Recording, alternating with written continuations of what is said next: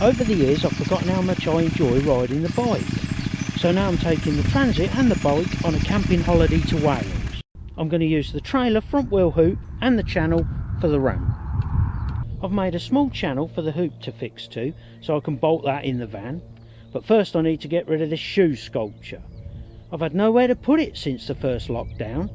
It's been in the van for about 14 months. The channel was just too heavy to use as a ramp, so I've covered a plank of wood with carpet and used the wood stove for support. Now I need to make some strap lugs and fix them alongside the wheel arches. In the last 12 months I've hardly used the van, and I feel like I need to do some sort of service on it before going to Wales. I've started cleaning the oil and the grime off, and I noticed that carbuncle there.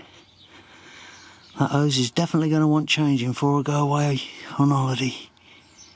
That hose really could have gone at any time. There's a big split there. I don't know if you can see that, where the clip was cutting through it. The old carbuncle's really soft. And I don't know, it's all full of crud inside. I also brought antifreeze and a rocker cover gasket so I could set the tappets. I've just spent more on the van than it's worth. I'm just going to turn the engine over until 2 and 3 are fully down, and then you can set the gap on 5 and 8. So just keep turning it down. There we go, there she goes. And then, what did I say, 5? 1, 2, 3, 4, 5 and 8. There, it's quite like, the exhaust ones seem to have more play on them than the inlet.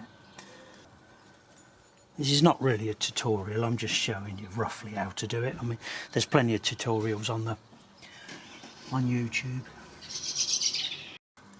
Until it's just sort of pinching. About 2013, 2014, I was going down the dual carriageway and all of a sudden the van lost power. And I looked in the mirror and smoke was pouring out the back. I mean pouring. So I pulled over, called out the RAC. He said, "It's your turbo." I said, "It's a non-turbo." He said, "Oh, it's your rings then." I said, "How can it be your rings just like that?" Anyway, he took me home. I rang a mate up and he said, "It's this bolt here.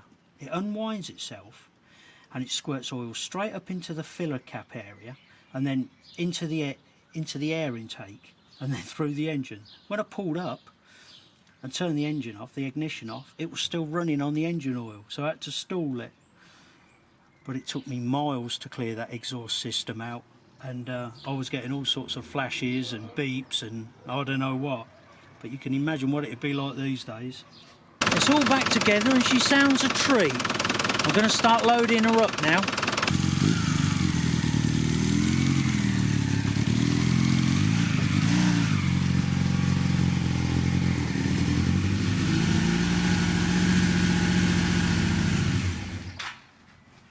I've got her in and I've strapped her down to the new lugs I've fitted.